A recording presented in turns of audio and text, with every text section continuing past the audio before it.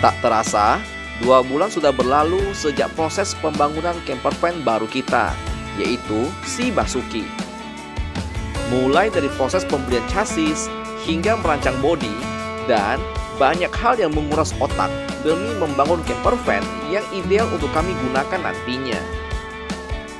Dan hari ini adalah momen yang kita nantikan, yaitu saatnya kami memperlihatkan perkembangan terbaru dari camper van yang akan menjelajah Sulawesi, yaitu si Basuki.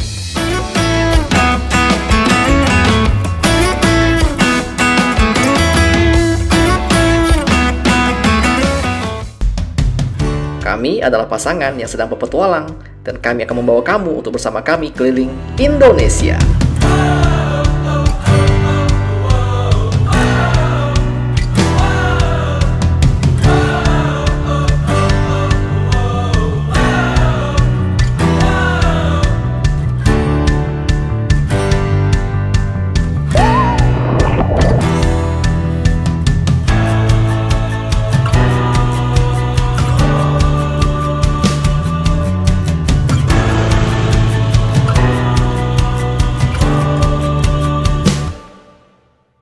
Hai, kembali bersama kita di Jajago Jalan-Jalan Gokil. Kembali lagi ke karoseri kesayangan kita, Boy, The 5 Mandiri. Dan di belakang kita sudah ada Basuki dan juga ada si Bambang ya, duo kakak beradik yang lagi direhab. Jadi ya ini udah menjalani masuk ke hari ke-60, Boy ya. Dan udah banyak perubahan. Jadi Boy nanya, Basuki, Bambang tuh dikerjakannya bersamaan? Yes ya, makanya mereka bersebelahan tuh. Jadi Basuki dikerjakan, Bambang juga dikerjakan ya. Kalau Basuki itu dibuild dari awal dan si Bambang direnovasi lebih keren lagi ya. Nah, dan sekarang tanpa basa-basi, kamu akan lihat perubahan Bambang dari hari ke-62. Let's go! Basuki kita buatkan fitur spesial berupa bracket TV yang bisa naik dan turun. Jadi, ketika tidak digunakan, si TV bisa dilipat ke atas atap. Walaupun kami sudah jarang nonton TV, minimal ini bisa menemani kita di malam hari sambil nonton video Jajago. Di sini kita sudah bersama dengan Pak Abdul. Beliau yang akan mengepalai proyek interior untuk Basuki. Diskusi kita dengan tim interior wajib dilakukan dengan detail, karena mereka akan menyesuaikan selera dan kebutuhan dari kita. Hal yang selalu kami bahas tentu saja berkaitan dengan fungsi yang kita butuhkan, tetapi juga harus dibungkus dengan cantik dan estetik.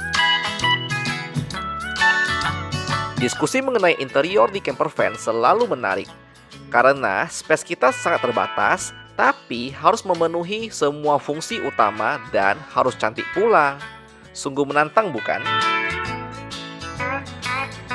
Dibantu juga dengan Pak Jae. Beliau membantu proyeksikan ide rancangan kita ke gambar 3 dimensi, membuat kita lebih ada gambaran secara kasar mengenai interior di Basuki nantinya. Pemilihan bahan dan warna juga disesuaikan dengan selera kita. Kira-kira Bada Boy bisa tebak nggak nih? Kami pilih motif dan corak yang mana? Yang tebakannya betul nanti dapat piring cantik. Oke, Boy, dan kita akan ngomongin kepada kamu tentang step by step dalam membangun camper van ya. Jadi itu nggak semuanya dikerjakan bersamaan, tapi ada hal-hal yang harus berurutan. Contoh gimana? Contoh sederhana gini nih. Kita kan udah masuk ke proses interior nih. Harusnya kita udah bikin furniture, lemari, semuanya udah kita buat. Tapi nggak bisa langsung. Mengapa demikian? Karena kita nggak ada bracket besinya, Boy. Kalau kamu lihat bodinya si Basuki, itu dibuat dengan cara yang sangat unik, di mana kita meminimalisir penggunaan plat besi.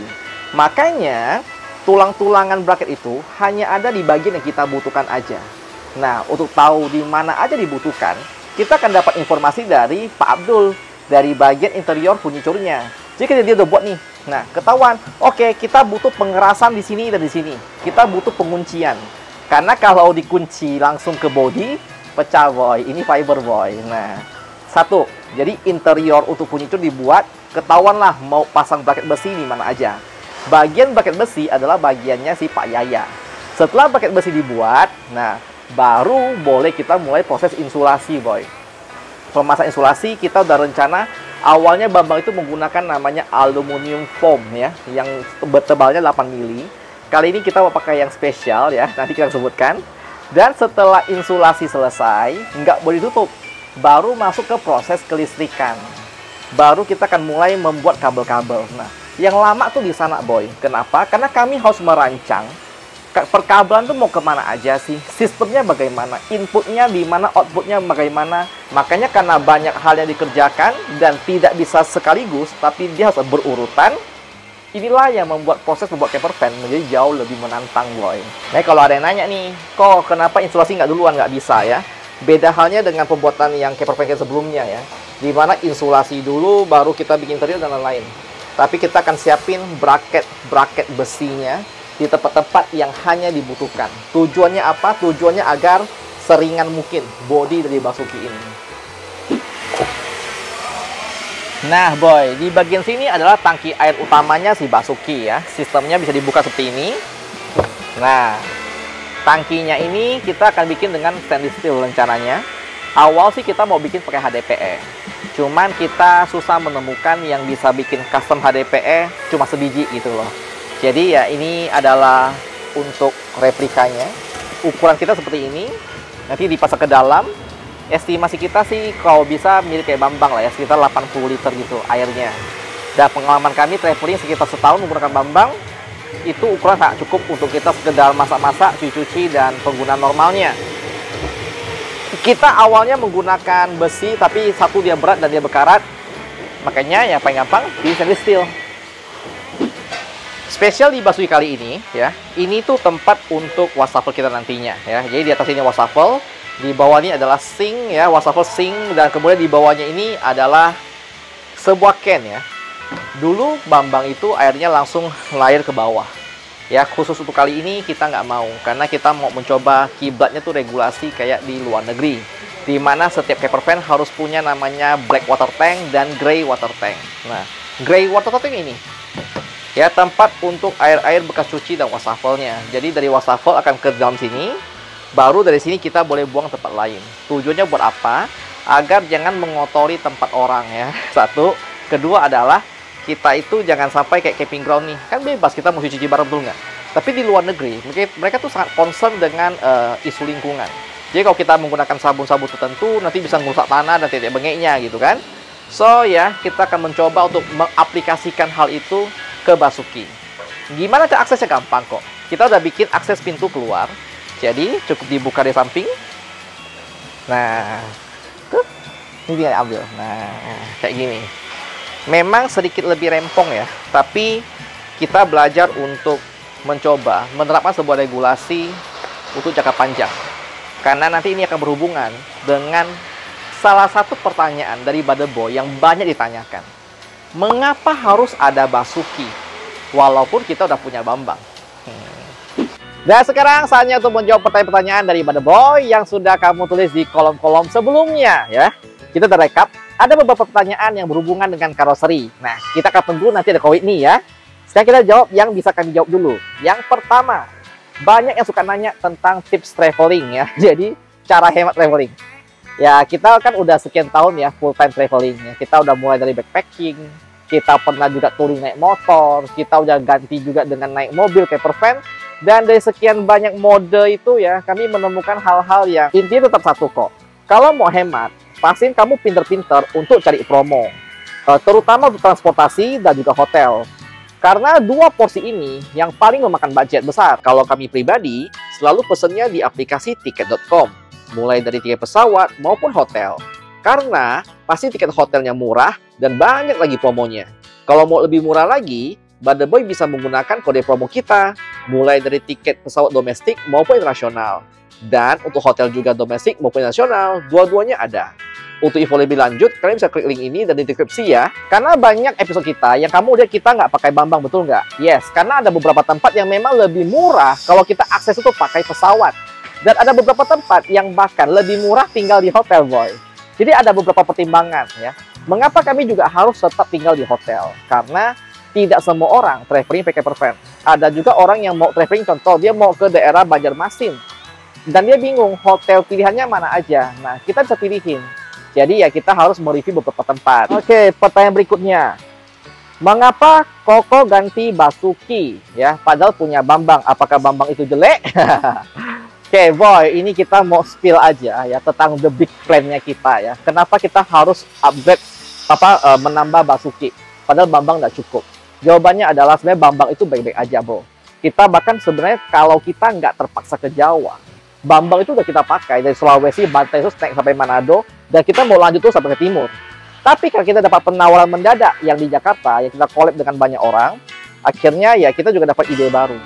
Dia sebenarnya ada banyak opsi untuk bikin camper van. Ya, kalau sekedar hobi, kita bisa menggunakan high look mungkin, bisa menggunakan elop, bisa juga pakai high S. Nah, harganya memang lebih tinggi ya, tapi lebih proper bagi teman-teman sekalian. Tapi yang lagi kami mau incar adalah tentang bisnis camper van, by the boy ya. Jadi di Indonesia ini masih sangat sedikit banget orang-orang yang merental camper van. Kami aja dari dulu pengen coba camper van, tapi nggak ada. Akhirnya kami sampai harus pergi ke Bali demi sewa camper van. Dan itu pun bukan camper van yang sebenarnya camper van. Itu hanya mobil-mobil kayak itu kayak mobil-mobil kayak Grand Max, kayak Luxio yang dimodifikasi, dikasih tempat tidur, dan kita mesti sewa itu. Dan sebenarnya itu menyenangkan banget. Penyewaan camper van di Indonesia tuh sangat-sangat potensial. Kenapa? Karena kita banyak spot-spot indah yang dimana pakai camper van bakal lebih keren lagi. Cuma jarang ada orang yang merentalkan hal itu. Makanya harganya juga cukup premium. Seperti kemarin di Bali, pas kita lagi rental camper van, itu di harga sekitar 600 hingga 700.000 per harinya. Dan orang sewa minimal tuh pasti sudah 2 hari, karena pasti 1 malam minimalnya. Jadi, potensi itu gede banget. Kalau kamu bandingkan dengan rental ya, kita rental nih mobil Avanza, sehari mungkin 300.000 lepas kunci, betul nggak? Tapi camper van, dan itu cuma sekelas Grand Max, itu harganya bisa sampai 2 kali lipat, 3 kali lipat dari sewa Avanza biasa. Dan dagingnya adalah, kenapa kita build Basuki? Mengapa nggak pakai mobil bekas? Kan banyak komen loh, kok pakai mobil ini? Jadi gini, planning kita itu adalah, Basuki itu akan jadi percontohan ya. Percontohan sebuah mobil baru ya. Kenapa harus mobil baru? Kenapa kita nggak cari aja mobil second? Karena mobil baru itu bisa di finance, the boy. Jadi kita ngomong bukan skala hobi lagi ya. Karena kalau kita bahas kayak orang-orang kayak kami nih, mungkin yang hobi untuk camper van itu nggak banyak. Berapa banyak sih orang yang itu punya waktu dan nganggur banget kayak kami yang camper van main keliling itu jarang. Tapi kalau ngomong rental itu banyak yang pengen. Buktinya di Jawa Barat kami melihat ada perentalan camper van, oke? Itu harganya per malam dia pakai paket ya, paket itu di 3 jutaan dan itu full book. Banyak orang yang pengen sewa camper van, jadi kira wah ini potensi besar. Basuki projectnya itu adalah untuk skala besar, skala orang-orang yang mau bisnis rental camper van, bukan orang yang mau beli camper van tapi rental. Bisnis rental ini sangat besar. Kita dapat hitung Basuki itu kita buat ya, kami sih estimasi harga belum tahu pasti, tapi under 400 juta all in. Sudah body baru, chassis baru, interior all in, semua sudah lengkap, dan semua lengkap dengan surat-suratnya, boy. Semua kir, semua STNK itu kadang STNK camper van. Jadi bukan modifikasi yang abal-abal, bukan yang odong-odong. Kalau untuk penggunaan pribadi ya bebas ya, kita mungkin mau pakai mobil bekas, kita modifikasi sembarangan, kita mau tanpa surat nggak masalah buat pribadi. Cuman kalau kita udah ngomong bisnis perentalan, kita butuh sebuah regulasi yang sudah benar. Jadi kalau untuk skala besar ya, ini tuh adalah camper van pertama ya, satu-satu di Indonesia dengan benar-benar surat camper van, body baru, chassis baru, dan kalau ada orang mau bisnis rental, dia tuh bisa leasing. Dia bisa belinya kredit dan baru. Jadi kalau baru kan maintenance nggak serepot di awal ya. Nah, kamu bisa bayangkan nggak sih, kamu punya budget nih, anggap 4 juta. Kita punya opsi 2, bisa beli Avanza baru mungkin, bisa beli Innova mungkin gitu kan. Dan kamu rentalkan, 1 hari orang rental harga berapa? Camper van dengan budget 4 juta, itu bisa di harga per hari 1,2 juta hingga 1,5 juta orang masih mau sewa. Itu berkali-kali lipat dibandingkan bisnis rental mobil biasa. Dan itu cuma rental mobilnya ya. Kita belum hitung tentang penambahan servis lainnya. Contoh ada servis untuk barbecue tambahan, ada tour guide, ada camping. Itu banyak sekali opsi-opsi bisa kita buat gitu loh. Dan Indonesia masih belum ada itu. Makanya kami ya Jajago rencana tuh mau ngarah ke sana. Kita akan bikin sebuah konsep franchise di mana Mother Boy ya teman-teman sekalian, contoh ada destinasi yang indah banget. Di Bali misalnya atau di Lombok, tempatnya begitu indah. Banyak bule mau menikmati sensasi baru. Camper van belum ada. Jajago camper van akan hadir di sana gitu. Di tiap kota akan ada investor yang buka kayak perentalan camper van, mungkin ada 2-3 unit dan lu bisa sewa camper van buat ngetes doang gitu, mencoba sensasi. Asik gak sih? Jadi kita nggak usah beli, nggak usah repot-repot untuk mungkin ya kita pengen tapi kita mungkin nggak sempat terus. Rental aja solusinya. Harapan kita nanti Indonesia bakal seperti kayak New Zealand, di mana wisatanya tuh combine dengan camper van. Lu nggak usah sewa hotel lagi, lu pakai camper van aja, lu bisa camping di mana perlu mau, menikmati suasana yang begitu indah, dan lu dapat all in semuanya. Akomodasi dapat, transportasi dapat, konsumsi juga dapat, dan experience-nya itu jauh lebih keren. Nah, itulah jawaban atas pertanyaan mengapa harus Basuki, mengapa harus mobil baru, nggak boleh mobil second. Nah, semoga terjawab, dan kita nggak bahas tentang Basuki itu akan jadi camper van yang sempurna, enggak ya, karena di dunia ini tidak ada mobil yang sempurna. Yang ada adalah mobil yang sesuai dengan kebutuhan penggunanya. Gitu, boy. Oke, itu aja dulu untuk sesi tanya jawab ya. Nanti ada pertanyaan lagi, boleh tulis kolom komentar, dan kita lanjut untuk sesi berikutnya. Karoseri ini tuh gede banget. Belakang itu bagian pembuatan Bambang dan Basuki. Kalau kamu lihat di bagian sini, ini adalah bagian untuk perbesian, boy. Gila kan? Dan di dalam sana ada bagian khusus pula untuk bagian mebel dan furniture. Yuk kita pergi. Dan selamat datang di bagian ya tempat divisi khusus untuk furniture, mebel, interior, all di sini. Gede kan? Proses planning interior sudah selesai, dan disinilah tempat untuk eksekusi furniturnya.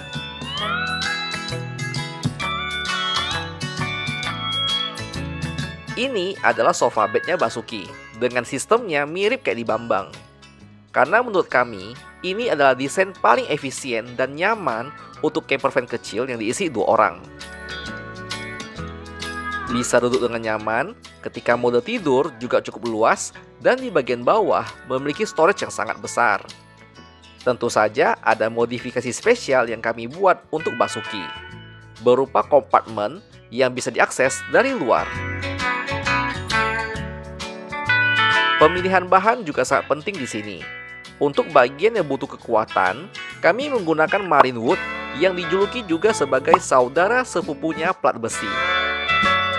Sedangkan bagian yang tidak butuh kekuatan, kami gunakan PVC board yang ringan hingga 2 kali lipat dibanding dengan multiplex. Dan PVC board itu tahan air juga. Kombinasi 3 bahan ini akan membuat desain yang ringan namun tetap kuat dan kokoh. Nah, ini adalah partisi di bagian depan Basuki. Ini akan menjadi tempat utama penyimpanan power station kita. Kami sedang memastikan akses untuk kabel-kabel siap untuk disediakan. Setelah selesai proses pembuatan furniture, saya harus kembali ke Basuki untuk melakukan pengukuran ulang. Karena desain ini harus disesuaikan dengan tinggi dan kebiasaan saya dan Riana untuk memastikan kenyamanan maksimal dalam perjalanan panjang nantinya. Nah, sekarang kita mau intip kabar abangnya Basuki yuk, yaitu si Bambang. Lama tak jumpa kau Bambang. Ini update-nya adalah kenapa dia terbongkar hancur lebur ya.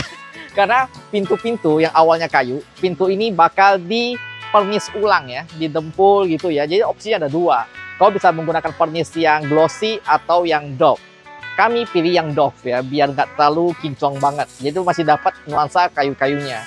Jadi kayu-kayunya ini dibongkar dulu, kemudian nanti baru dipasang kembali.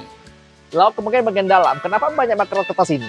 Karena tujuannya adalah buat melindungi bagian lain yang tidak mau dikena dempulnya. Kemudian kita juga udah dibantu juga dengan Om Juan dan juga dari Kowini untuk memasangkan kayu-kayu baru pada Bambang ya. Kita tetap menggunakan bahan dasarnya itu adalah kayu jati Belanda. Jadi awalnya kita rencana mau pakai bahan lain tuh yang menyerupai kayu. Cuman memang kami tuh udah terlanjur suka ya sama tekstur kayu jati Belanda. That's why kita tetap menggunakan kayu itu. Di belakang saya juga ada Om yang baik banget. Ini dia lagi bantu ngelas. Buat apa sih? Ingat nggak, pada episode sebelumnya, kita pernah membongkar keluar pompa hidrolik kita. Ternyata setelah kita jadi tahu, pompa hidrolik itu tuh aneh banget. Karena dia punya kontrol utama, dipasang tuh di tengah-tengahnya bodi mobil, hingga kita nggak pernah bisa akses. Padahal kata Omnya, itu tuh harusnya tuh ada stop kontak, ada stop cut off-nya. Kalau nggak dipakai, ya dimatiin. Cuma karena dia berada di dalam, di tengah, bahkan nggak bisa diakses, kita nggak pernah matiin. Akhirnya Omnya dengan baik hati memindahkan bagian dari otak kompresor itu ke bagian yang bisa kita akses. Tujuannya apa? Jadi kalau kita nggak pakai hidrolik, tinggal dimatiin deh. Jadi lebih hemat daya. Upgrade berikutnya yang cukup menarik adalah penambahan AC di kabin belakang. Tujuannya adalah agar ketika mobil bergerak, kabin ini sudah dingin ketika akan digunakan nantinya. Dan tidak lupa juga ruangan baru di sini untuk penempatan ulang komponen kelistrikan. Di sini, tim karoseri membantu menata ulang skema kelistrikan Bambang agar lebih rapi dan mudah untuk di-maintenance. Kabel-kabel juga sudah di-upgrade agar lebih efisien dan aman dari resiko konslet. Bambang menjadi lebih proper sebagai kendaraan tempur nantinya. Di hari berikutnya, kita akan memantau perkembangan proses pembuatan furniture Basuki. Salah satunya adalah lemari atas untuk baju saya dan Liana. Dua buah lemari yang dibuat dengan kombinasi dari PVC board dan multiplex, agar ringan dan kuat ketika dikunci di sudut atas Basuki nanti. Kita juga sudah diskusi dengan Pak Abdul untuk update pembuatan lemari belakang dan juga sofa bed utama kita. Sudah mulai kelihatan ya bentuknya? Oke, ini sofa bed kita sudah mulai jadi ya. Jadi rangkaiannya sudah dibuat, tempel HPL-nya juga sudah. Warnanya gimana, Boy? Cakep nggak? Ini warna yang kita pilih dengan motif kayak bambu gitu. Dan kita tambahkan rel kayak gini. Jadi akan memudahkan kita buat narik nanti keluar ini. Nice, mantap. Ini kita udah ukur. Lebarnya nanti sekitar 150 hingga 160 cm. Ukurannya tuh udah kayak queen size bed untuk 2 orang. Kita lihat pasangannya di sana. Ini adalah pasangannya untuk si sofa bed kita ya. Ini tarikannya. Jadi kita juga bisa untuk lihat proses penempel HPL ya. Jadi dari kayu mau ditempelkan, disemprot dulu menggunakan lem. Dan kemudian baru ditempel dengan HPL seperti ini. Nanti hasil finalnya adalah seperti ini. Tuh. Kerjanya rapi banget sih. Yap, sekarang kita kembali ke sesi tanya jawab Q&A bersama dengan Bapak Whitney sang karoseri 5 Mandiri. Yap. Kita udah catat beberapa pertanyaan ya. Cuma ada 3 Pak, enggak banyak. Oke. Dan pertanyaannya sayang sekali ya, tidak ada yang nanya tentang umur beliau ya, jahat sekali. Lain kali tanya dong yang lebih personal gitu ya. Oke, pertanyaan pertama. Bisa nggak kita ubah mobil biasa jadi camper van? Bisa. Ada syaratnya nggak?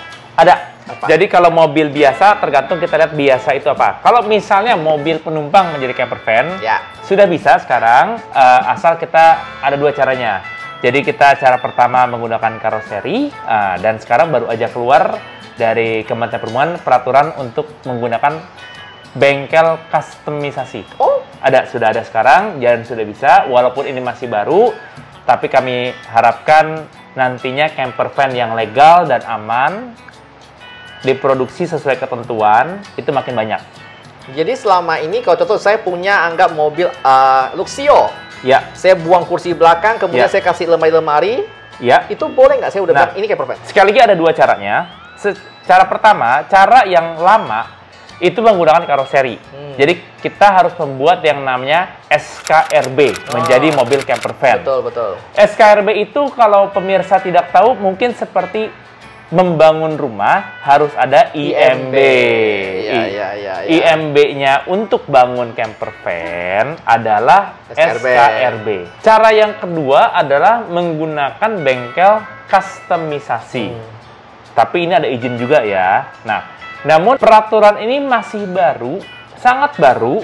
Jadi kita belum tahu secara detail bagaimana perlakuannya, bagaimana pengecekannya. Untuk teman-teman semua di sana, jangan berkecil hati, tidak harus semuanya itu di karoseri yang pabrik. Tetap kita harus sesuai aturan, harus aman. Sudah ada jalannya dari pemerintah, tetapi secara detailnya itu belum ada.